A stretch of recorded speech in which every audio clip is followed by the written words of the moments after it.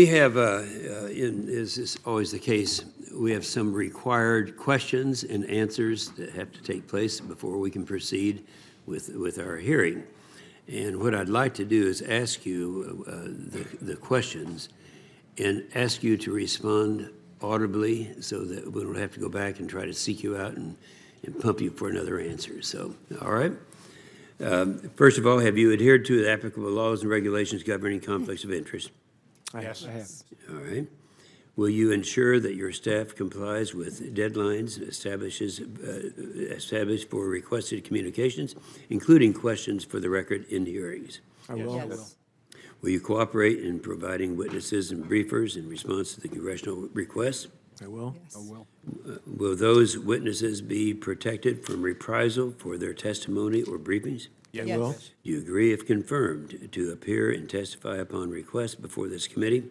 Yes. I will. And do you agree to provide documents, including copies of electronic forms of communication in a timely manner when requested by a duly constituted committee, or to consult with the committee regarding the basis for any good faith delay or denial in providing such documents? I will. Yes. And lastly, have you assumed any duties or undertaken any actions which would appear to presume the outcome of the confirmation process? I have not. No. Thank you very much.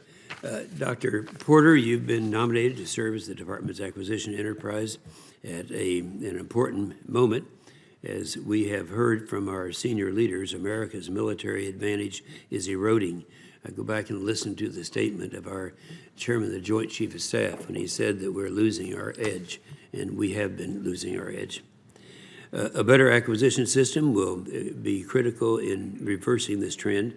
If confirmed, will you be helping to carry out you will be helping to carry out some of the most important reforms, the reorganization of the acquisition enterprise that will require real leadership and vision, and we hope that you will consider us as a partner in this work. And I would add that I can remember this all the way back to the service I had in the House Armed Services Committee. We've been working at this, so Dr. Porter, you're the one who can get it done. Mr. Stewart, during recent years of inadequate funding and budget uncertainty, we know personnel and readiness were often the hardest hit. Looking forward, ensuring the military's ability to recruit and retain high-quality service members will be necessary to maintain an effective all-volunteer force. The committee is increasingly concerned that the Defense Office Personnel Manager Act, that's DOMPA, is an outdated policy and that mandates rigidity over flexibility and is simply unable to cope with the demands of the modern force. If confirmed, we will look to you to help us modernize the personnel system.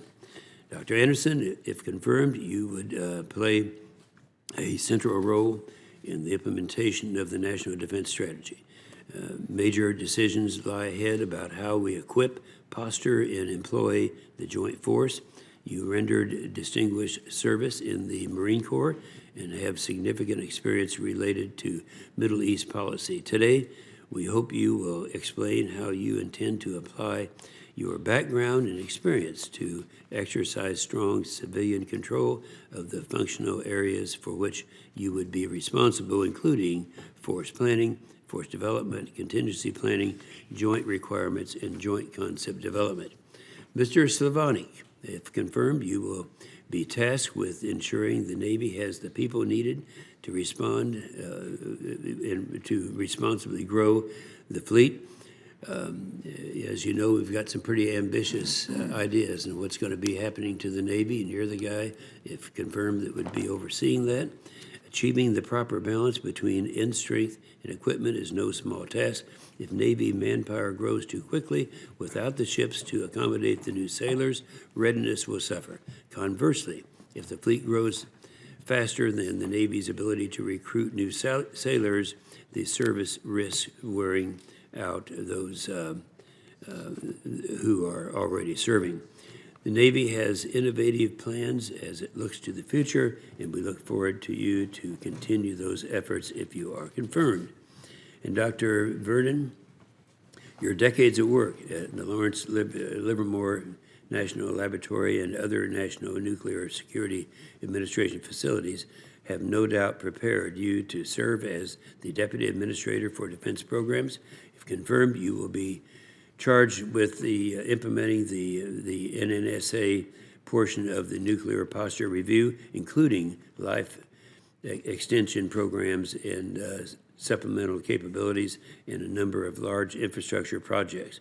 We look forward to hearing your thoughts on how you would approach these difficult tasks. Senator Reed.